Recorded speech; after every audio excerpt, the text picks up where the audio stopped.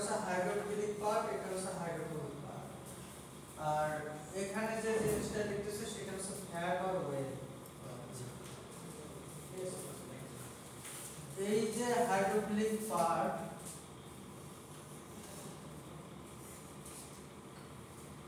এটা হচ্ছে পানিতে দ্রবীভূত হতেছে, আর এটা হচ্ছে ফ্যাট, ফ্যাটের সাথে অথবা ওয়েলের সাথে অ্যাট্রাকশন আছে, অ্যাফিনিটি আছে। আচ্ছা, এটা নরমালি কি করে, এই ওয়েল ফ্যাটের সাথে মানে অ্যাফিনিটির কারণে তার সংস্পর্শে চলে আসে এবং আটকে যায়। আর এই হাইড্রোফিলিক পার্টটা কি করে, সে হচ্ছে পানির সাথে মিশতেছে, ওয়াটার মলিকিউলের সাথে। আর স্বভাবত হাইড্রোফোবিক পার্টটা কি করে, পানি থেকে দূরে দূরে থাকতেছে, এবং এই দূরে থাকার কারণে, থাকতে চাওয়ার কারণে পাশাপাশি হচ্ছে বিশাল একটা স্ট্রাকচার। সেই স্ট্রাকচারগুলো তখন কি হয়, পাশাপাশি দুইটা মলিকিউলের হাইড্রোকার্বন লং পার্টটা কি করে, একজন আরেকজনের কাছে চলে আসে, মানে পানি থেকে দূরে থাকতে প্রবণতা টেন্ডেন্সির কারণে সে কাছাকাছি আসার চেষ্টা করে। এবং সেখানে কি হয়, যখন এইভাবে একটা ওয়েল অথবা ওয়েল রক অথবা ফ্যাটে যখন এটা আসতে থাকে, তখন এটা কি হয়, এইখানে আটকে থাকে। আর এই যে হাইড্রোফিলিক পার্টটা, এটা হচ্ছে চারপাশে ছড়ানো বেলুনের মতো। তুমি একটা সুতায় যদি অনেকগুলো বেলুন এইভাবে ইয়ে করে রাখো, জিনিসটা এরকম হয়, তখন অনেকটা এরকম একটা স্ফিয়ার অথবা সার্কেলের মতো অবস্থা ক্রিয়েট হয়। এটাকে বলা হচ্ছে তোমার মাইসেল। এই ফর্মেশনটাকে বলে মাইসেল। এটা ডাইসের ক্ষেত্রে হতে পারে, যে কোনো সলিড অথবা দ্রব দিয়ে তুমি হচ্ছে দ্রবণ তৈরি করে না কেন, সব ক্ষেত্রে হতে পারে। একটু ডিটারজেন্টের ক্ষেত্রে এটা হয়। আচ্ছা, এখানে আরেকটা বিষয় দেখো, এই যে মানে ওয়েল রক অথবা ফ্যাট, এটাকে যখন হচ্ছে একসাথে 20টা 30টা সোপ মলিকিউল এখানে আটকে যায়, এবং এই হাইড্রোফিলিক পার্টটা কি করে, সে হচ্ছে চারদিকে টানতে থাকে, তাহলে এখানে টেনশন অথবা ফোর্স ক্রিয়েট হচ্ছে না, মানে ফোর্স ক্রিয়েট হচ্ছে। এখন এই ওয়েল রকটা অথবা ফ্যাটটা যে ফোর্সে অথবা টেনশনে অথবা বন্ডে তোমার ম্যাটেরিয়ালের সাথে লেগে আছে, তার সে এইখানকার টেনশনগুলো যদি মানে এক্সটার্নাল টেনশনগুলো যদি বেশি হতে থাকে, তখন কি হবে, এই ওয়েল রকটা ডিটাচ হয়ে যাবে না। এইভাবে নরমালি আসলে স্কোপ কাজ করে। এখানে দেখো আরো সুন্দর করে দেওয়া আছে, এটা হচ্ছে কত, C17H32COOH, সোডিয়াম স্টিয়ারিক। স্টিয়ারিক অ্যাসিডের সাথে সোডিয়াম হাইড্রোক্সাইড বিক্রিয়া করে আমরা সাবান তৈরি করছি। আচ্ছা, এই নম্বর সেম হচ্ছে এটা, আর এটা হচ্ছে তোমার COO কার্বক্সিলিক অ্যাসিড। আচ্ছা, এখন দেখো এখানে কি হচ্ছে, এই যে তোমার এই মাইসেলটা যেটা দেখা যাবে না, এই হাইড্রোফোবিক পার্টটা কি হচ্ছে, আপার সাইডে সে হচ্ছে সবসময় হচ্ছে পানির সাথে মিশতে যাচ্ছে। আর এইগুলি কি হচ্ছে, এই লং এলিমেন্টসের নিজেদের ইন্টারমলিকুলার ফোর্সের কারণে একটা আরেকটার সাথে ওভারল্যাপ হচ্ছে, কানেক্টেড হচ্ছে। যখন এই ইন্টারমলিকুলার ফোর্সের কারণে সেই ওভারল্যাপ হচ্ছে এবং হাইড্রোফোবিক নেচারের ওখানে কাজ করতেছে, আর এরা কি করতেছে, যেহেতু এদের ইনহেরেন্ট অ্যাফিনিটি আছে ফ্যাট এন্ড ওয়েলের, তখন ওরা পানি থেকে পানির সাথে না মিশে কি হয়, ফ্যাট এবং ওয়েলের সাথে ওরা কানেক্টেড হতে চায়। আমার কথা কি বুঝতে পারতেছো? ধরো এখানে তোমরা 20 জন স্টুডেন্ট আছো, একজনের কি হয় যে একটা 3-4টা গ্রুপ আছে, ধরো একজনের এমন মনে হচ্ছে যে এদের কারোর সাথে মিশতে ভালো লাগতেছে না, সে নিজে একটা গ্রুপ, তার সম্ভাবনার মতো একটা গ্রুপ তৈরি করে দেবে, তাই তো? পানিতে যখন এই সোপ মলিকিউলগুলো আছে, সে পানির সাথে কোনোভাবে থাকতে চাচ্ছে না, যখনই তার ভালো লাগার মতো কিছু একটা পেয়ে যায়, যার সাথে তার অ্যাফিনিটি আছে, অ্যাট্রাকশন আছে, তখন সে কি করে, সেটার দিকে ধাবিত হয়।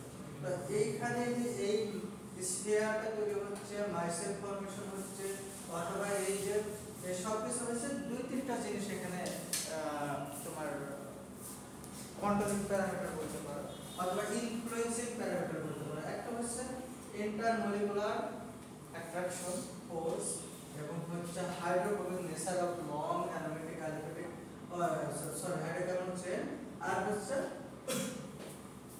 Tendency of hydrophilic part.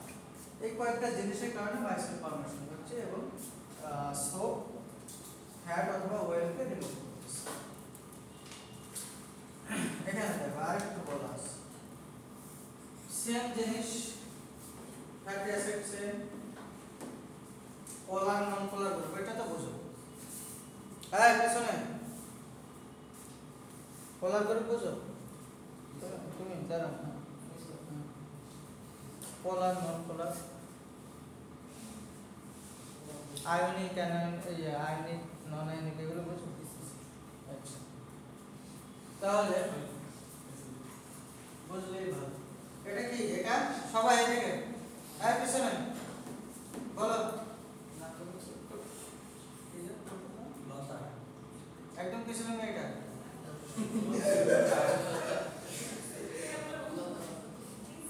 তোমার নাম জানো কি? সুলতা। আচ্ছা এটা কি এটা পানি স্যার পানি আর এটা একটা পানির পাত্র তাই তো? জি স্যার। এইখানে যে জিনিসগুলো দেখতেছো এগুলো কি?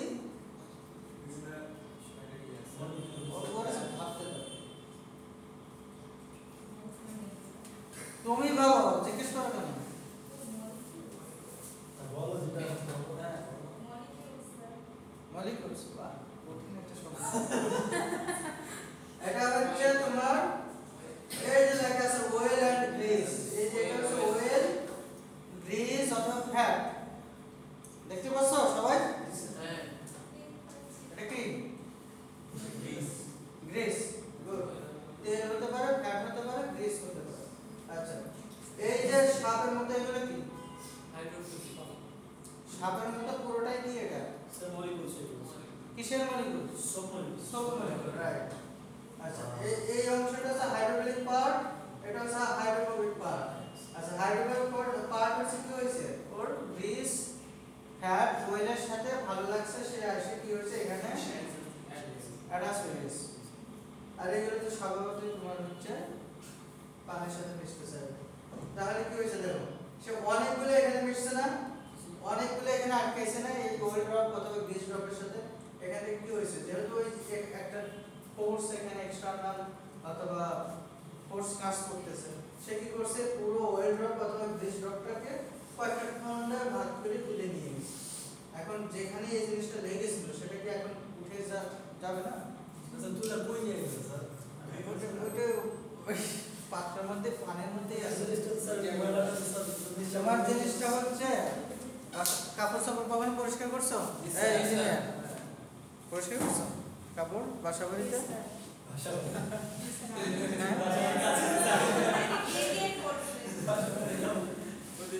বাসা বাড়িতে না তোমার বাড়িতে আর কি তোমার বাসায় নিজের কাপড় চাপড় ধুইছো? আচ্ছা যখন ডিটারজেন্টটা পানিতে দাও সে কেন? ঠিক আছে হ্যাঁ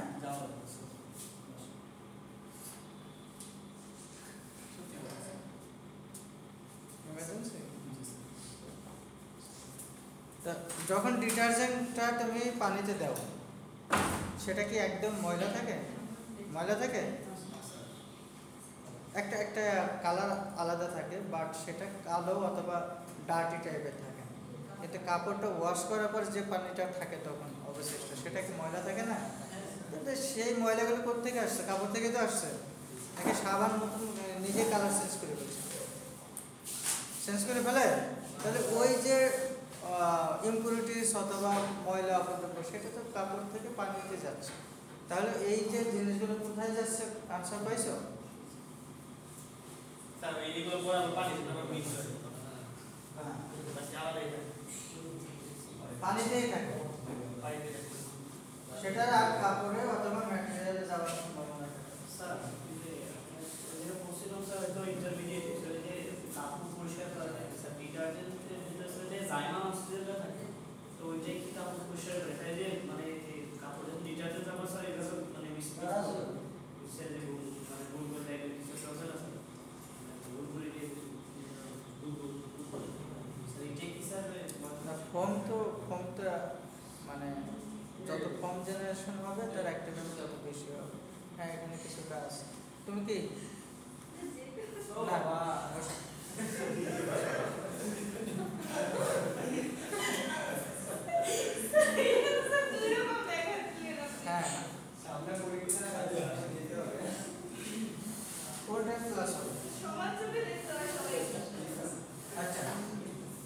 অফ সোপ এটা আমরা করেছি।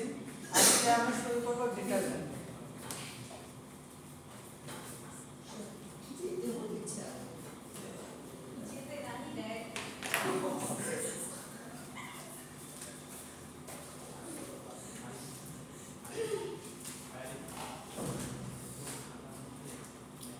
দেখো ডিটারজেন্ট কাকে বলে? ডিটারজেন্ট আর সোপের ডেফিনিশনটা একটু ডিফারেন্ট। ডিটারজেন্ট হচ্ছে surface active agent which can get warranted অথবা গেট ওয়ারেন্টেড ওয়ারেন্টেশন হতে পারে অথবা তোমার এখানে কি হতে পারে ডিস্ট্রিবিউশন বলা যেতে পারে। Which can get warranted between the interface of liquid and materials. এটা হচ্ছে লিকুইড এবং ম্যাটেরিয়ালের মাঝখানে একটা ওয়ারেন্টেশন হয়ে থাকে এবং সেটা কি করে কয়েক ধরনের কাজ করে। একটা হচ্ছে তোমার টেক্সটাইল ম্যাটেরিয়াল থেকে সফট করার কাজে ইউজ করে, সারফেস ক্লিনিং হিসেবে কাজ করে, আর পাশাপাশি হচ্ছে আরো বেশ কিছু অ্যাক্টিভিটিস আছে আমরা প্রসেস অনুযায়ী করে দিতে পারি। তাহলে আচ্ছা আরেকটা বিষয় আমি এখানে লিখে আসছি। All soap are detergent but all detergent are not soap. এটা একটু মানে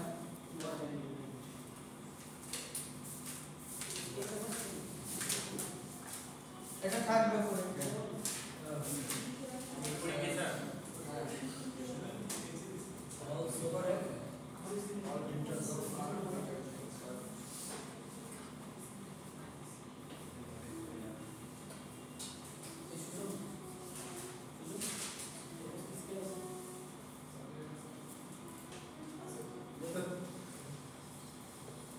দেখো সাবানের ক্ষেত্রে ডেফিনিশনের ক্ষেত্রে আমরা বলছিলাম সাবান soap is a metallic salt, তাই না? আর সোর্সের কথা বলছিলাম কি সোডিয়াম পটাশিয়াম মেটালিক সল্ট। আর এটা সোর্সের ক্ষেত্রে বলছিলাম যে ন্যাচারাল ওয়েল ফ্যাট এগুলো থেকে আমরা সাবান তৈরি করে থাকি। আর সাবানের সাধারণত দুইটা পোর্শন থাকে সেটা আমরা বলেছিলাম, যেমন হচ্ছে হাইড্রোফিলিক আর হাইড্রোফোবিক পার্ট। আর ডিটারজেন্টের ক্ষেত্রে হচ্ছে আমরা বলেছিলাম এটা হচ্ছে তোমার কি পেট্রোকেমিক্যালস, তাই না? এবং সেখানে তোমার হচ্ছে হাইড্রোকার্বন চেন থাকতে পারে, অ্যারোমেটিকও থাকতে পারে, অ্যালিফেটিকও থাকতে পারে, তাই না? আর এখানে আরো কিছু বলেছিলাম মনে আছে ডিটারজেন্টের ক্ষেত্রে সালফারেট গ্রুপ থাকবে, হ্যাঁ সালফারিক অ্যাসিড গ্রুপ। আর সোপের ক্ষেত্রে বলছিলাম কার্বক্সিলিক অ্যাসিড গ্রুপ। আর এই দুটো এই কয়েকটা জিনিস এখানে দিয়ে দিবা, পাশাপাশি বলবা প্রত্যেকটা সাবান সারফেস অ্যাক্টিভ এজেন্ট হিসেবে কাজ করে এবং সেই জন্য আমরা এদেরকে ডিটারজেন্ট বলতে পারি, কারণ ডিটারজেন্টের কাজটাই হচ্ছে ডিটারজেন্সি পাওয়ার থাকা অথবা ক্লিনিং করা। কিন্তু সাবানের সেই গুণ আছে, এই জন্য সব সাবানই হচ্ছে তোমার ডিটারজেন্ট, কিন্তু সব ডিটারজেন্ট সাবান না। কারণটা হচ্ছে কারণ সিনথেটিক যে সোর্স থেকে আমরা যে সালফারিক অ্যাসিড গ্রুপযুক্ত সালফোনেট গ্রুপযুক্ত যে ডিটারজেন্ট পাচ্ছি পেট্রোকেমিক্যালস ম্যাটেরিয়াল থেকে, র ম্যাটেরিয়াল থেকে, সেগুলোতে আসলে সাবানের মতো না। স্যার তাহলে স্যার যে সাবান যেগুলো কাপড় পরিষ্কার করে আবার ডিটারজেন্ট কাপড় পরিষ্কার করে, এই ক্ষেত্রে স্যার দুইটা ডিফারেন্স মানে আমি তো বললাম সব সাবানই ডিটারজেন্ট, কিন্তু সব ডিটারজেন্ট সাবান না। কারণটাই বলতেছি, কারণটা হচ্ছে তোমার এই যে ডিটারজেন্টগুলো তৈরি হচ্ছে এগুলোর র ম্যাটেরিয়াল সোর্স সবগুলোর এক না। এখানে মেইন পার্থক্যটা হচ্ছে সাবান ন্যাচারাল সোর্স, ডিটারজেন্ট হচ্ছে তোমার মানে ম্যানমেড সোর্স থেকে। আর এর পাশাপাশি হচ্ছে তোমার আর কি হতে পারে সাবান হচ্ছে surface tension reduce, sorry detergent surface tension reduce করে, লিকুইডের সারফেস টেনশন রিডিউস করে, আর সাবান সেটা করে না।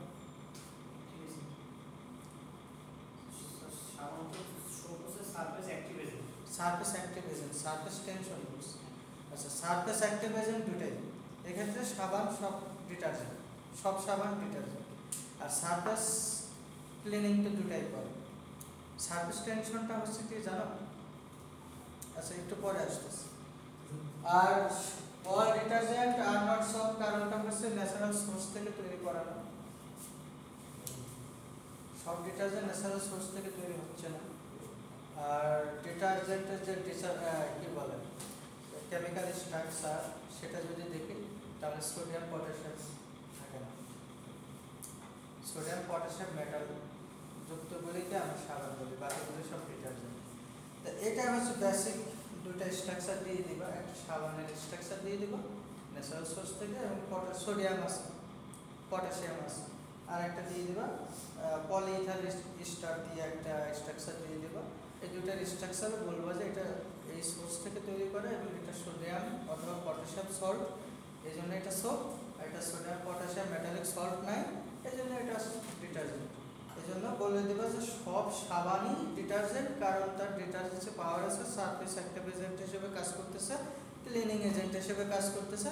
But all detergent are not soft because of sodium potassium metallic salt না, সোর্স মানে সোর্স অফ র মেটেরিয়াল ন্যাচারাল না, এবং এদের হচ্ছে নর্মালি কার্বক্সিলিক অ্যাসিড না, এটা হচ্ছে সালফোনেট অ্যাসিড গ্রুপ অথবা সালফোনিক অ্যাসিড গ্রুপ। কোশ্চেনের নাম্বার কত থাকবে? দুই। এটা বলবে লিখবো। আচ্ছা, এখানে আরেকটা আছে write down the differences between তোমার সোপ অ্যান্ড ডিটারজেন্ট, সাবান এবং ডিটারজেন্টের মধ্যে পার্থক্য। সাবান এবং ডিটারজেন্টের মধ্যে পার্থক্য এটা একটু পড়বা, একটা বললে বাকি দুটো পারবে।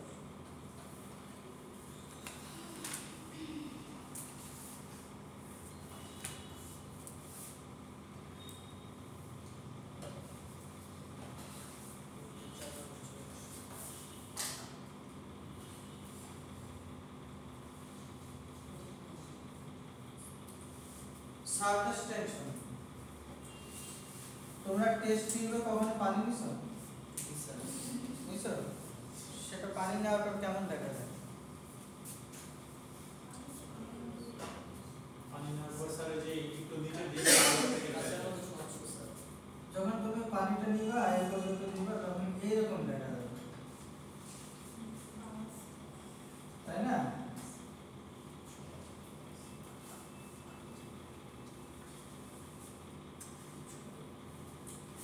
এখানে পার্থক্যটা বুঝতে পারছো? নরমালি যদি তুমি এরকম একটা গ্লাসে পানি নাও তাহলে কি হয়? অনেকটা এইরকম মানে বোঝা যায় না, এই পাশটা যে কি আছে বোঝা যায়, কিন্তু এটা টেস্টিং করে ভালো বোঝা যায়, তাই তো? আচ্ছা, এখানে কাজটা কি হচ্ছে কেউ বলতে পারবে? আর একটু নিচেরটা যদি ইসের নিচেরটা এরকম না, এরকম শেপের এটা নিচে চলে যায়, কারণটা একটা প্রেসার, এটা নিচে একটা প্রেসার ক্রিয়েট করে। কিসের বিষয়? সান্দ্রতা, সান্দ্রতা ভিসকোসিটি আছে দেখো। কিছু নাই কি জিমাও কেন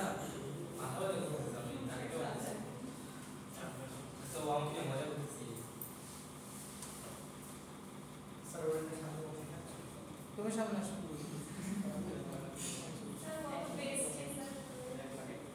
বেস্টি মানে কি? ছেলে মেয়ে বেস্টি হয়?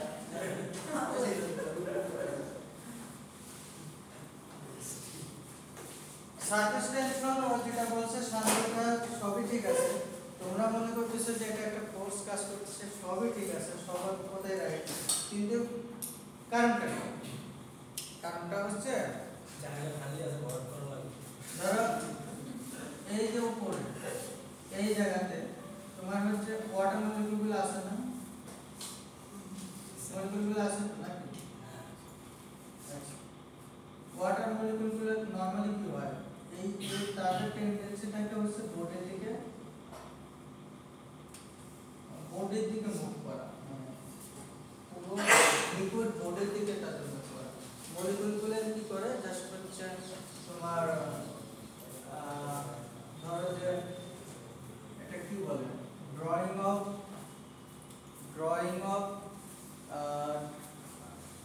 কি বলে এটাকে কি বলতে পারে tendency two drawing the water molecule towards the body of liquid. এখানে জাস্ট এই যে মলিকুলগুলো জাস্ট এইদিকে কোনো ব্যালেন্স পাচ্ছে, এদিকে কোনো ব্যালেন্স কোনো সাপোর্ট পাচ্ছে না, তখন কি হয় জাস্ট এর উপরে আসে ফাঁকা ইয়ার, তখন এটা জাস্ট কি করে এই সাইডের মানে ফোর্সগুলো সে বেশি ফিল করার কারণে সে কি হয় মানে জাস্ট বডির দিকে লিকুইডের বডির দিকে তার হচ্ছে টেনশন অথবা টেন্ডেন্সি বেশি ফিল করে, তখন এটা কি হয় কিছুটা নিচের দিকে ঝুলে পড়ে।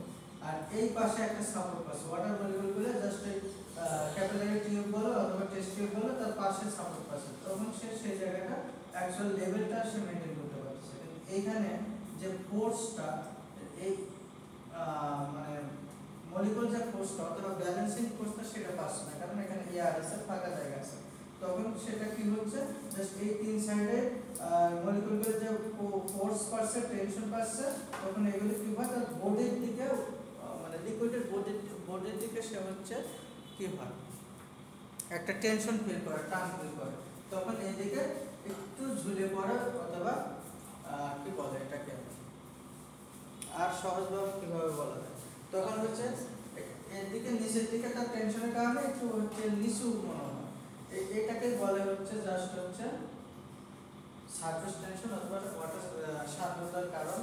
এবং এই কারণে বিভিন্ন ধরনের প্রবলেম ক্রিয়েট হয় টেক্সটাইল প্রসেসিং এর ক্ষেত্রে। মধুর ক্ষেত্রে তো উঠাটা হয়, মধুর ক্ষেত্রে তো উঠাটা হয়, পানি নিচের দিকে যায় এরকম, তো এরকম মধুরটা আমি জানি না, আমি স্টাডি করে নিই হতে পারে। আর এটা এই সারফেস টেনশনের কারণে বিভিন্ন ধরনের প্রসেসের প্রবলেম হয়। যখন আমরা টেক্সটাইল ম্যাটেরিয়ালগুলো এই ওয়াটারের সাথে অথবা লিকুইডের যদি সারফেস টেনশন রিডিউস না করতে পারি, তাহলে তখন কি হয় বিভিন্ন ধরনের আমাদের ওয়েটিং ক্যাপাবিলিটি রিডিউস হতে থাকে। এবং ওয়াটার মলিকুলগুলো নর্মালি হচ্ছে তখন টেক্সটাইল ম্যাটেরিয়ালের সাথে, যেহেতু টেক্সটাইল ম্যাটেরিয়াল একটা সলিড পার্ট, টেক্সটাইল ম্যাটেরিয়াল একটা সলিড পার্ট আর হচ্ছে লিকুইড হচ্ছে অথবা সলিউশন একটা লিকুইড পার্ট, তখন মাঝখানে এক ধরনের ইন্টারফেশাল টেনশন ক্রিয়েট হয়, সেটা ব্রেক করতে গেলে তখন সেখানে এনার্জি এবং টাইম বেশি লাগে। এইগুলো আমরা পরবর্তীতে ধাপে ধাপে দেখবো বিভিন্ন ডাইং প্রসেসের ক্ষেত্রে, কেমিক্যাল প্রসেসের ক্ষেত্রে। তার এটাকে বলা হচ্ছে সারফেস টেনশন। যদি আমরা বইয়ের ভাষায় বলি the tendency of water of drawing the molecules from the surface towards the body is known as surface tension. মানে একদম বডি থেকে ওয়াটার মলিকুল সারফেস থেকে ওয়াটার মলিকুলগুলোকে দিকে টানার যে টেন্ডেন্সি সেটাই হচ্ছে সারফেস টেনশন। এরপরে আসা হচ্ছে তোমার সারফেস অ্যাক্টিভ এজেন্ট।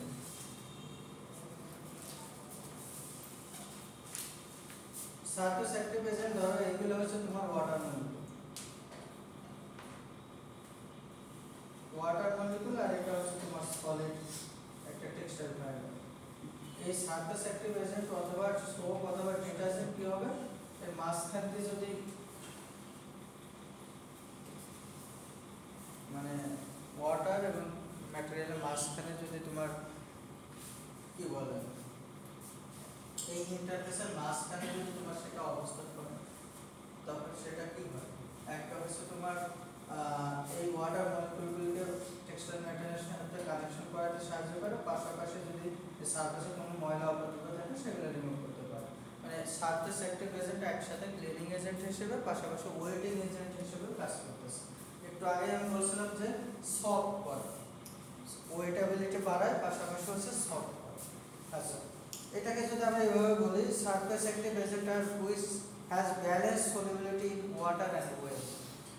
তেল এবং পানিতে ডিটারজেন্ট খুব ভালোভাবে দ্রবীভূত হয়। এরপর হচ্ছে which preferentially gets oriented at the interface between air and water. এরপর হচ্ছে which lower the surface tension of water. এগুলো হচ্ছে তোমার সারফেস অ্যাক্টিভ এজেন্টের কাজ, ক্লিনিং করা, তারপর হচ্ছে কি সফট করা, সফটেনিং হিসেবে কাজ করে, ওয়েটেবিলিটি বৃদ্ধি করে টেক্সটাইল ম্যাটেরিয়ালে, আর এইগুলি হচ্ছে তোমার সারফেস অ্যাক্টিভ এজেন্ট, সেটা সোপ হোক অথবা ডিটারজেন্ট হোক, তার কাজ।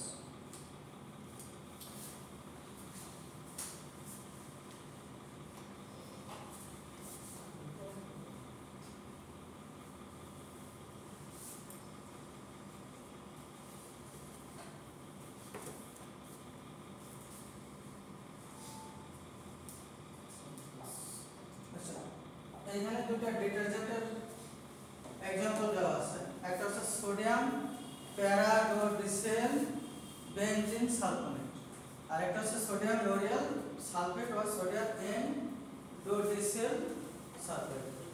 এই দুটো হচ্ছে তোমার সিনথেটিক ডিটারজেন্ট বলতে পারো। আচ্ছা, এই দুটো যে সাবান ডিটারজেন্ট, এই দুটো ডিটারজেন্টের কোনো ইয়ে আছে তোমার কার্বক্সিলিক অ্যাসিড গ্রুপ আছে? না, এটা হচ্ছে সালফোনেট গ্রুপ আছে, এখানে তোমার এটা কি সালফার ডাইঅক্সাইড, তাই না? আচ্ছা, এখন হচ্ছে ক্লাস অ্যাপ্লিকেশন। ডিটারজেন্ট কত প্রকার? ডিটারজেন্ট হচ্ছে নরমালি কয় প্রকার? একটা হচ্ছে আয়নিক আর একটা হচ্ছে নন আয়নিক। আয়নিক কয় প্রকার? এগুলো তো ইম্পর্টেন্ট। কয় প্রকার? একটা হচ্ছে অ্যানায়নিক, বলো সবাই, ক্যাটায়নিক, অ্যাম্ফোটায়নিক। আচ্ছা, অ্যানায়নিক ডিটারজেন্টটা দেখো।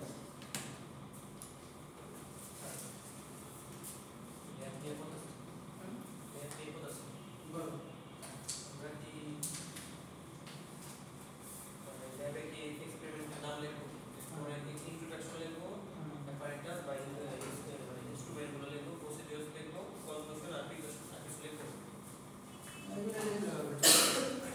নাম্বার 2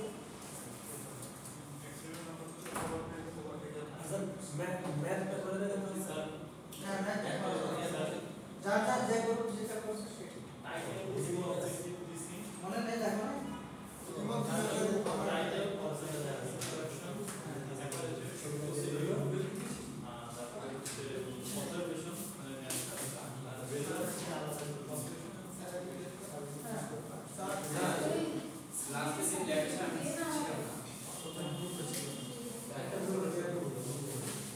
সিলানা তোমার ল্যাবে তোমার দরকার নেই, যারা সিলানা তাদের কাজ দরকার নেই। ল্যাব ক্লাসে যদি না থাকে তাহলে তো দরকারই নেই। স্যার, এটা যে এবিসি গ্রুপ হয়েছিল সেই গ্রুপের মধ্যে যে অ্যানসারটা আসলো গ্রুপে কিভাবে সেটাই করবে না? এটা উল্লেখ করা হয়েছিল যার যার গ্রুপে শেষে সেটা তার গ্রুপ কি উল্লেখ করতে হবে? কভার পেজে না। আচ্ছা, দেখো অ্যানোয়নিক ডিটারজেন্ট আমাকে আগেই করো, কারণ সামনের ক্লাস নেই বেশি, তোমাদের পরীক্ষা চলে আসছে। এই সপ্তাহে আমরা শেষ ক্লাস ওই বলেছে স্যার, আপনার লেকচারে স্যার সবার থেকে বেশি আপনি পড়াইছেন। স্যার, এই বিষয়গুলো থেকে স্যার একটু শর্ট করে দিয়ে দেন স্যার। স্যার একটু ওই রকম মনে হয়। দেখো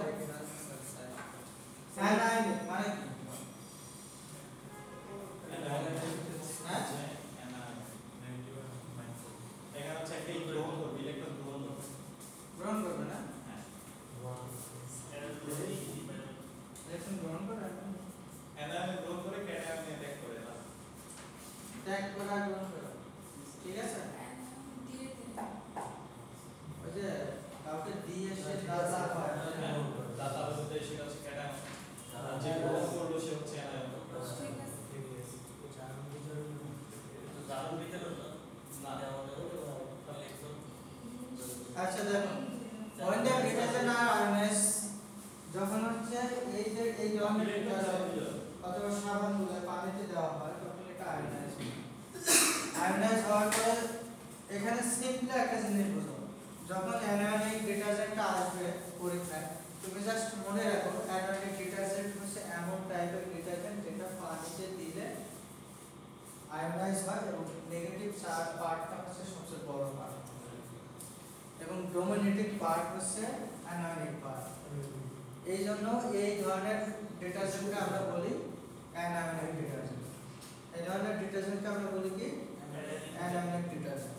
এই কথাটা এখানে লেখা আছে when the detergent are ionized into anions and cation but the anion is the dominating ion in the solution main cleaning অথবা সারফেস অ্যাক্টিভ হিসেবে কাজ করে যে পার্টটা সেটা হচ্ছে অ্যানায়নিক পার্ট।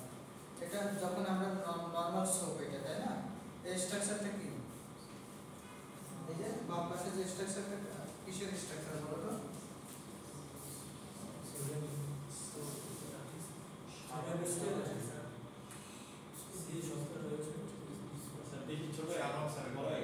ওটা যে সোডিয়াম স্টার যেটা সব সময় দেখি এটা বিভিন্ন ভাবে লেখা যায়। এটাকে পানিতে দেওয়ার পরে সেটা কি হয়েছে ওই নেগেটিভ পার্টটাই হচ্ছে actual detergent. So star detergent এটা হচ্ছে একটু যদি বলছেন যে সোডিয়াম পটাশিয়াম থাকা যাবে না বা ঠান্ডা থাকা যাবে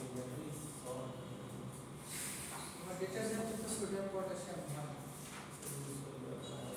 আরে ভাই এটা তো সাবান সাবান সব সাবানকে ডিটারজেন্ট বলছি ডিটারজেন্ট যেমন এটা স্ট্রাকচার সোডিয়াম ছিল সোডিয়াম ছিল নাকি নাকি নাইট্রোজেন ছিল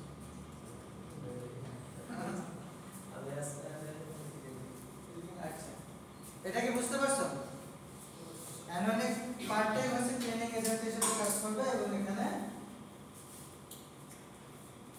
ডমিনেটিং আয়ন হচ্ছে অ্যানোনিক এজন্য আমরা অ্যানোনিক ডিটারজেন্ট বলতেছি। এরপর আসে ক্যাটায়নিক। আচ্ছা অ্যানোনিকের বেশ কিছু প্রপার্টিজ আছে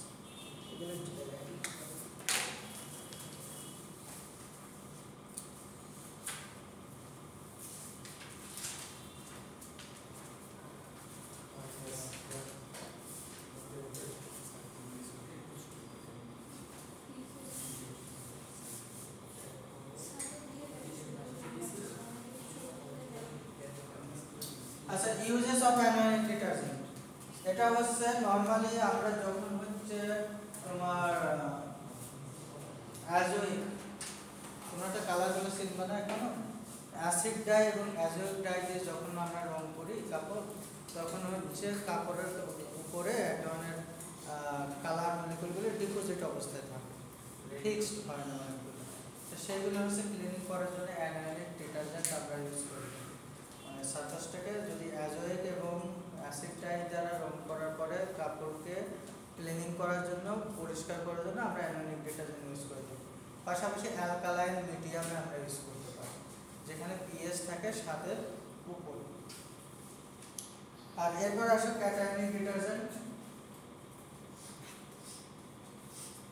ক্যাটায়নিক ডিটারজেন্টটা হচ্ছে যখন ক্যাটায়নিক ডিটারজেন্ট পানিতে দেওয়া হয় লিকুইডে দেওয়া হয় তখন এটা আয়োনাইজ হয় এবং আয়োনাইজ হওয়ার পরে তোমার ক্যাটায়নিক পার্টটাই হচ্ছে ডমিনেটিং পার্ট অথবা ডিটারজেন্ট সি পাওয়ার থাকে অথবা কি বল লার্জ যে আয়ন পার্ট সেটা হচ্ছে ক্যাটায়নিক থাকে।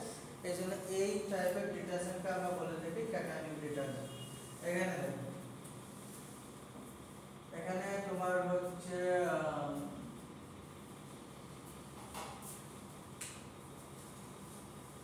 এখানে কি হবে হাইড্রোক্লোরিক হাইড্রোজেন ক্লোরাইড তৈরি হবে তাই না আর নাইট্রাস ক্লোরিন আর এটা পুরোটাই হচ্ছে তোমার পজিটিভ পার্ট তাই না ক্যাটায়নিক পার্ট। আর ক্লোরিনটা হচ্ছে তোমার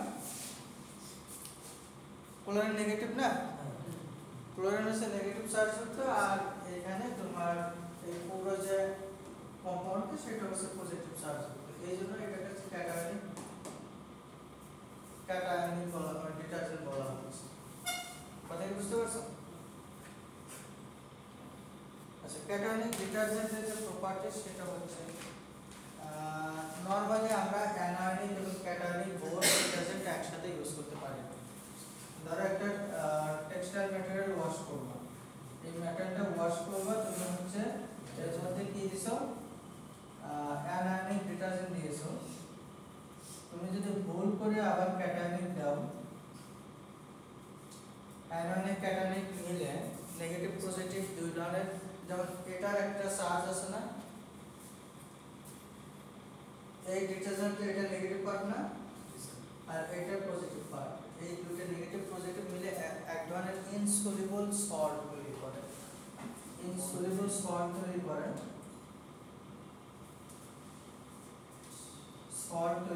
যেটা হচ্ছে তোমার কাপড়ের উপর জমা হবে, এইভাবে কাপড়ের উপর বিভিন্ন ধরনের স্পট তৈরি করবে।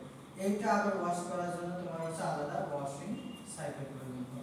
এই জন্য ক্যাটায়নিক এবং অ্যানায়নিক ডিটারজেন্ট একই সাথে ইউজ করা যাবে না। আচ্ছা, এরপর আরেকটা বিষয় হচ্ছে ক্যাটায়নিক ডিটারজেন্ট হচ্ছে সফটওয়্যার হিসেবে ইউজ করা হয়। আর একটা পজিটিভ যে প্রপার্টি সেটা হচ্ছে ক্যাটায়নিক ডিটারজেন্ট দিয়ে যখন অ্যানায়নিক ডাই দিয়ে তুমি ডাই তো বোঝো না কিন্তু ডাই রং, আচ্ছা অ্যানায়নিক ডাইয়ের সাথে তুমি অ্যানায়নিক ডাই দিয়ে তুমি কি করছো, কাপড়টা রং করছো, এটা কি সাপোজ রেড কালার। এরপরে যখন তুমি হচ্ছে এই ক্যাটায়নিক ডিটারজেন্ট দিয়ে কাপড়টাকে ওয়াশ করবা, তখন সেখানে কি হবে, অ্যানায়নিক ডাইসের সাথে ক্যাটায়নিক সফটওয়্যার এখানে আবার বন্ড ক্রিয়েট করে সেম ইনসলিউবল সল্ট তৈরি করবে। তখন এই ডাই মলিকুলগুলো আর কাপড় থেকে বের হবে না, যতই তুমি হচ্ছে ডাইন্ড করার পরে গার্মেন্টস বানানোর পর ওয়াশ করো না কেন, কালার ব্লিড হবে না। আমার কথা কি বুঝতে পারছো? এটা এই ধরনের একটা কোশ্চেন এখান থেকে হতে পারে যে ক্যাটায়নিক ডিটারজেন্ট যখন হচ্ছে অ্যানায়নিক ডাইসের সাথে তুমি ইউজ করতেছো, তখন মানে ডাইসের সাথে না, অ্যানায়নিক ডাই দিয়ে ডাইং করা রং করা কাপড়কে যখন ক্যাটায়নিক ডিটারজেন্ট দিয়ে তুমি হচ্ছে ওয়াশ করতেছো, সেখানে হচ্ছে অ্যানায়নিক ডাই মলিকুলের সাথে ক্যাটায়নিক ডিটারজেন্ট মলিকুল যুক্ত হয়ে ইনসলিউবল সল্ট তৈরি করে, তখন হচ্ছে ডাই মলিকুলগুলো আর কাপড় থেকে বের হয়ে আসবে, কারণ দুটা মিলে একটা অদ্রবণীয়, তারপর পানিতে আর বের হবে না। এইগুলো হচ্ছে তোমার ক্যাটায়নিক ডিটারজেন্টের প্রপার্টিজ।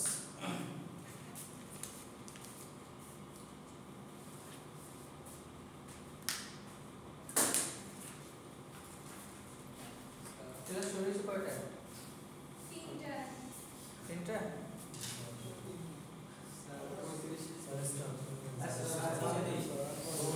দেখো না, এই যে ক্লাসিফিকেশন গুলো শেষ করবো, মেকানিজম লাস্ট ক্লাসে পরে শেষ করে দেবো। দেখো নন আয়নিক ডিটারজেন্ট, নন আয়নিক ডিটারজেন্ট একটু পড়ো তো সবাই। আচ্ছা স্যার, বোর্ডে যেটা গেছে এটা কোন আছে? হ্যাঁ, একবার আয়নিক ইউজ করে আবার যদি ক্যাটায়নিক ইউজ করি, তারপরে যে ইনসলিউবল সল্ট হবে, এটা কিসের ছিল? আয়নিকের ভিতরে নাকি নন আয়নিক? আবার ক্যাটায়নিকের প্রপার্টিজ। ক্যাটায়নিক তুমি অ্যানায়নিক যখন ইউজ করতেছো, এই ডিটারজেন্ট কোথায় ইউজ করা হয় সবাই বুঝছো? কোথায় কখন ইউজ করা হয়? ডায়ের ক্ষেত্রে ডিটারজেন্ট কখন ইউজ করা হয়? স্যার কাপড় যখন আমরা ওয়াশ করব, যখন ওয়াশ করবো তখন, তাই তো? এটা হচ্ছে স্কাউরিং এর সময়, মানে কাপড়টাকে তেল চর্বি মুখ দূর করে যখন, তখন আমরা ডিটারজেন্ট ইউজ করি। এরপর সাবান তেল বা সাবান কেন ডিটারজেন্ট ইউজ করি? সাবানকে কেন ডিটারজেন্ট হিসেবে ইউজ করি না? তোমার হচ্ছে একটা সাবান বানাইতে 70-80 টাকা খরচ হয়ে যাবে, বিক্রি করে 200 টাকা। আর ডিটারজেন্সি পাওয়ারের তো একটা ব্যাপার স্যাপার আছে, সিনথেটিকগুলোর হচ্ছে ডিটারজেন্সি পাওয়ার অনেক বেশি, সিনথেটিক ওই পেট্রোকেমিক্যালস থেকে পাওয়ার এইগুলো আছে। পাশাপাশি শুধু ডিটারজেন্ট যে ময়লা পরিষ্কার করবে তা না, বেশ কিছু ইয়েও আছে। এই যে তোমার ক্যাটায়নিক যে ডিটারজেন্টটা বললাম, এটা হচ্ছে যে এই যে লম্বা চেনটা না, এই লম্বা চেনটা ক্যাটায়নিক পিরিডিয়াম ক্লোরাইড গুলো, এই টাইপের হচ্ছে ডিটারজেন্ট মলিকুলগুলো পিসেল টাইপ, সফট পিসেল টাইপ। কিছু কিছু কাপড়, কিছু কিছু ডিটারজেন্ট দিয়ে তুমি কাপড় ওয়াশ করার পর কাপড়ের হাত দিবে অনেক সফট এবং স্লিপারি হয়। কারণটা কি হয়, এটা যদি ফ্যাব্রিক সারফেস হয় তাহলে কি হয়, এই যে লম্বা যে লেজটা সেটা ফ্যাব্রিকের গায়ে লেগে যায়, ফ্যাব্রিকের গায়ে লেগে থাকে, এবং একটা সার্টেন সাইডের অফ ওয়াশিং পর্যন্ত এটা কি হয়, কাপড়টাকে সফট করে, সফট রাখে, স্লিপারি রাখে। এই জন্য সফটেনিং এজেন্ট হিসেবেও আমি বারবার বলতেছি। এই ডিটারজেন্টগুলো সিনথেটিক ডিটারজেন্ট আমরা বিভিন্ন প্রপার্টিজ দিয়ে তৈরি করতে পারি, ম্যানুফ্যাকচারিং করতে পারি। আচ্ছা, এখন দেখো নন আয়নিক ডিটারজেন্ট। নন আয়নিক ডিটারজেন্ট জাস্ট সিম্পল, যখন লিকুইডে দিচ্ছ, পানিতে দিচ্ছ, আয়োনাইজ হচ্ছে না, পজিটিভ নেগেটিভ আয়োনাইজ সেপারেট হচ্ছে না। সেটা কিভাবে? ফর এক্সাম্পল দেখো, স্টারিক অ্যাসিড C17H30 5COOH পাশাপাশি হচ্ছে 6 মোল অফ ইথিলিন অক্সাইড, তাই না? ইথিলিন অক্সাইড এই দুটো যদি কনডেনসেশন রিঅ্যাকশনে যায় তাহলে আমরা non ionic detergent element detergent পাই। আচ্ছা, এটা হচ্ছে তোমার নন আয়নিক ডিটারজেন্টের एग्जांपल। নন আয়নিক এরকম একটা কোশ্চেন আসতে পারে, লিখে নাও সব।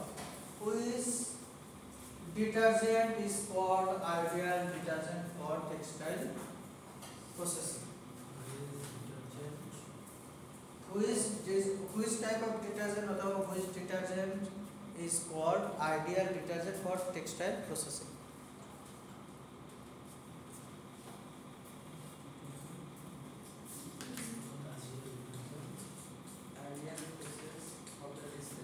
Ideal detergent for textile processing. No. কেন? এটা তো শুধু নন আয়নিক ডিটারজেন্ট এই দুটো ওয়ার্ড লিখে দিলে তো হবে না, এটা তোমার দুই লাইন লিখতে হবে। তো সেই ক্ষেত্রে তোমার কারণগুলো হচ্ছে নন আয়নিক ডিটারজেন্ট যেহেতু তোমার আয়োনাইজ হচ্ছে না, তুমি যে কোনো ডাই দিয়ে অ্যানায়নিক ক্যাটায়নিক যে কোনো ডাই দিয়ে তুমি কাপড় রং করার পরে ওয়াশ করো না কেন, তাহলে ওই কাপড়ের সাথে এবং রঙের সাথে তার কোনো ধরনের ইন্টারঅ্যাকশন হচ্ছে না। আমার কথা কি বুঝছো? বুঝলেন? নন আয়নিক ডিটারজেন্ট কেন আইডিয়াল ডিটারজেন্ট? তুমি এই কাপড়টা রং করছো ধরো অ্যানায়নিক ডাই দিয়ে, বুঝলেন? অ্যানায়নিক ডাই বুঝছো? বুঝছো? মানে যে সকল ডাই পানিতে দিলে অ্যানায়নিক পার্টটা হচ্ছে কালার পার্ট আর ক্যাটায়নিক পার্টের কোনো কাজ নেই, ওই ধরনের ডাইকে রংকে আমরা বলি অ্যানায়নিক ডাই। এই কাপড়টা অ্যানায়নিক ডাই দিয়ে ডাই করছো, এখন যদি এরপরে তুমি ডাইং করার পরে ওয়াশ করার সময় অ্যানায়নিক দিয়ে করবা না ক্যাটায়নিক দিয়ে করবে এই ধরনের নাটক তোমার যদি মাথায় থাকে তাহলে প্রবলেম। তুমি যদি নন আয়নিক দিয়ে করো তুমি চিন্তা করতে হবে, কারণ এই ডাইসের সাথে কাপড়ের সাথে ওর কোনো অ্যাক্টিভিটিস মানে কেমিক্যাল কোনো রিঅ্যাকশনই হয় না। কথা কি বুঝতে পারছো? ওর সাথে রিঅ্যাকশন হয় এই যে ভিতরে যে কালার মলিকুল আছে তার সাথে হবে না, এই ফাইবার তার সাথে হবে না, এখানে যে ওয়েল ড্রপটা আছে ও শুধু তাকে সোর্স করবে। কথা কি বুঝতে পারছো? তাহলে এটা কি মেজর একটা কি বলে গুড প্রপার্টিস না, এটাকে আইডিয়াল ডিটারজেন্ট বলার। আচ্ছা, আরেকটা বিষয় হচ্ছে ওয়াটার চ্যাপ্টার আমরা অনেক পড়ছি, এটা একটা ঝামেলা না, পানির হার্ডনেস থাকলে পানিতে যদি হার্ড ওয়াটারও হয় খর পানি হয় তো নন আয়নিক ডিটারজেন্ট মাইরে দেবে, এটা তো আর কোনো সমস্যা নেই। নর্মালি খর পানি সাবান অথবা ডিটারজেন্টকে অপচয় করে, নন আয়নিক ডিটারজেন্ট দিয়ে দাও কোনো সমস্যা নেই, কারণ আয়নাইজও হবে না কার সাথে রিঅ্যাকশন হয়ে যাবে। আচ্ছা, তোমার যদি মনে হয় কিছু অ্যানায়নিক ডিটারজেন্টের সাথে নন আয়নিক ডিটারজেন্ট একটু দিয়ে দিবা, তো compatible with both anionic and cationic detergent. তুমি যদি মনে করো অ্যানায়নিক ডিটারজেন্টের সাথে একটু নন আয়নিক দিয়ে ডিটারজেন্ট দিয়ে ওয়াশ করবা পারবা, তুমি যদি মনে করো ক্যাটায়নিক ডিটারজেন্টের সাথে একটু নন আয়নিক ডিটারজেন্ট দিবা পারবা, মানে compatible with both type of anionic cationic detergent. আচ্ছা, আর কি বলা যায়? কিছু বলা যায় না? আচ্ছা আচ্ছা, বলতেছি। আর তোমার হচ্ছে wide range of PS A non ionic detergent use করা যায়। আর এইসব কারণে নন আয়নিক ডিটারজেন্টকে বলা হয়ে থাকে ideal detergent for textile processing. Last একটা ডিটারজেন্ট আছে এটা শেষ করি, তারপর নেক্সট কোশ্চেন মেকানিজম পরে সলিউশন দিই। এটা হচ্ছে ইম্পর্টেন্ট ডিটারজেন্ট, ওই যে তোমার জুইটার আয়ন আছে না, একই আয়নে নন পোলার মানে কি বলে অ্যানায়নিক ক্যাটায়নিক, অ্যানায়নিক ক্যাটায়নিক দুইটাই হচ্ছে একই টাইমে একটা মলিকুল ডাবল চার্জ করে। যেমন হচ্ছে উল ফাইবার, যদি আমরা বলি উল ফাইবারে কি আছে, অ্যামাইনো গ্রুপ আছে, কার্বক্সিলিক গ্রুপ আছে। উল ফাইবারের স্ট্রাকচার ন্যাচারাল ফাইবার করছো না, করছো? এটাকে যদি তুমি সংক্ষিপ্তভাবে এই বড় স্ট্রাকচারটাকে ডাব্লিউ বলো, তাহলে এক পাশে দুই পাশে দুইটা গ্রুপ থাকে, একটা অ্যামাইনো আর একটা হচ্ছে কার্বক্সিলিক। এই সব ক্ষেত্রে এটাকে যখনই তুমি লিকুইডে দিবা তখন কি হবে? তখন হচ্ছে পানি থেকে সে কি করবে, একটা হাইড্রোজেন নেবে, আর এখানে কি হবে, এরকম হবে। আচ্ছা না সরি, এটা হচ্ছে যখন লিকুইডে দিবে তখন এই কার্বক্সিলিক অ্যাসিড থেকে একটা একটা হাইড্রোজেন অ্যাটম ট্রান্সফার করবে। আচ্ছা যখন এটাকে তোমার অ্যাক্টিভ সাইট ক্রিয়েশন হয় অথবা আয়নাইজেশন হয়, এবং আয়নাইজেশন হয় হচ্ছে বোথ চাইল্ড অ্যানায়নিক ক্যাটায়নিক পার্টটা একসাথে একটা মলিকুলে অবস্থান করে। এই ধরনের আয়নকে জয়েন্টার আয়ন বলা হয় থাকে। আর this segment of what jointer ion, this gas amino carboxylic acid in which amino and carboxylic group are present at the molecular chain means dissolved in water to give jointer ion, মানে দুই পাশে থাকে। এটা এখানে যে W দ্বারা বোঝাচ্ছে এখানে বিশাল একটা স্ট্রাকচার আছে। শেষ হলো এবারে। আচ্ছা এটা হচ্ছে মজার একটা বিষয়, হচ্ছে মজার বিষয়টা হচ্ছে তোমার কয়টা ডিটারজেন্ট বললাম আমরা? তিনটা। এটা যে চৌদ্দটা তাই না? নরমালি হচ্ছে কোন একটা সলিউশনে, এটা হচ্ছে সলিউশন তাই না? এটা হচ্ছে সলিউশন। অ্যামফোটেরিক ডিটারজেন্ট যদি এরকম হয়, pH হচ্ছে লেস দেন 7 হয়, pH যদি তোমার গ্রেটার দেন 7 হয়, আর pH যদি তোমার ইকুয়াল 7 হয়, তাহলে তিন ধরনের প্রপার্টি শো করে। কয় ধরনের প্রপার্টি শো করে? মানে pH ভ্যালু ভেরিয়েশন হওয়ার কারণে এই অ্যামফোটেরিক ডিটারজেন্ট মানে ডিফারেন্ট টাইপের প্রপার্টি শো করে। প্রথমটা কি আছে? pH less than 7। যদি এই সলিউশনের pH কত হয়? 7। pH যদি 6 হয়, 5 হয়, তাহলে এটা হচ্ছে তোমার অ্যানোয়নিক ডিটারজেন্টের মতো কাজ করবে। কোন ডিটারজেন্টের মতো কাজ করবে? অ্যানোয়নিক ডিটারজেন্ট। অ্যামফোটেরিক ডিটারজেন্টটা হয়ে যাবে, অ্যামফোটেরিক হয়ে যাবে অ্যানোয়নিকটা। আচ্ছা pH যদি তোমার 8 হয়, 9 হয়, 10 হয়, তাহলে এটা ক্যাটায়নিক ডিটারজেন্টের মতো কাজ করবে। pH যদি তোমার 7 হয়, ইকুয়াল देखिए एकदम सब 7 ही हो गया है कॉम्बिनेशन में। pH 7 করা যাবে সলিউশনে? কিভাবে করা যাবে? হ্যাঁ কিভাবে করা যাবে? করলেই হয়। তাহলে সেটা হচ্ছে কি নন আয়নিক ডিটারজেন্টের মতো কাজ করবে। তাহলে তুমি যে বাতে টেক্সটাইল ম্যাটেরিয়ালটাকে ওয়াশ করবে, এইখানে তুমি পানি নিছো, ডিটারজেন্ট নিছো, ডিটারজেন্ট কোনটা নিছো? অ্যামফোটেরিক। এবং এই ডিটারজেন্টটা নিয়ে তুমি কি করছো? তুমি যদি মনে হয় যে বাকি তিনটা ডিটারজেন্টের ফিল নিবা, তাহলে এই সলিউশনের pH কি করব? এইভাবে ভ্যারিয়েশন করে পানির pH-টা মেনটেন করব না সলিউশন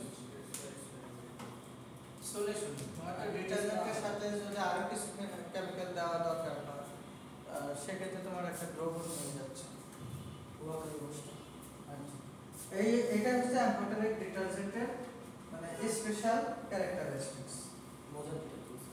জানো মজা আছে না?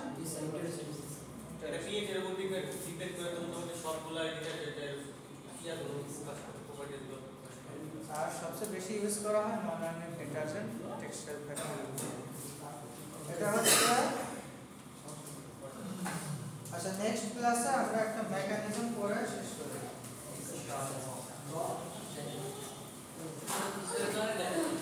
এটা আমরা পড়ব, একটু দেখে রাখো। जैसा देखिए सर ये देखो ग्रेस কাপড়, কাপড়ের উপরে গ্রেস, পানিতে দেওয়া হয়েছে, ডিটারজেন্ট গুলো ভাসতেছে। এর কি হয়েছে? নিচে নামছে না? আটকেছে না? টাইনে চলছে না? जी सर চলছে তো? এক পাশে উৎস করছে सर विभाग में कौन सा তারপরে উৎস করছে আস্তে আস্তে। এরপরে কি হয়েছে? স্প্লিট হয়েছে এবং ফ্যাব্রিকের সাথে কন্টাক্ট এরিয়া কমতেছে না? কন্টাক্ট এরিয়া কমতেছে না? এক পর্যায়ে যখন কন্টাক্ট এরিয়া একদম 90 ডিগ্রির বেশি হয়ে যাবে, 100, 120, 180, 180 না 120-30 হলে তখন এটা ডিটাচ হবে। মানে এরকম যদি দেখো এর উপরে যদি এরকম একটা এই আছে ইয়া থাকে তাহলে অ্যাঙ্গেল কত হয়? এর কোণটা কত হয়? স্যার স্যার আমরা কি কিলো করছি টাকা ক্লাস করতেছি 10 টাকা এই শেষ তো ক্লাসটা শেষ আর সে গাড়ি থেকে ক্লাসটা শেষ হয়ে গেছে। তাহলে সেক্ষেত্রে এটা যদি একটা ড্রপ হয়, এটা যদি 90 ডিগ্রি হয় তাহলে এখানে কত হয়? 90 প্লাস 45 মানে এতটুকু হলে সে কোণটাকে শেষ না সে কোণটার এরিয়াটা কমে যায়, তখন এটা হালকা রেঞ্জিং এ উঠে চলে যায়। এটা নিয়ে আমরা নেক্সট ক্লাসে আবার একটু কথা বলবো। ইনশাআল্লাহ স্যার ভালো করে বুঝে নিন স্যার একটু নোটটা ছবি তুলি স্যার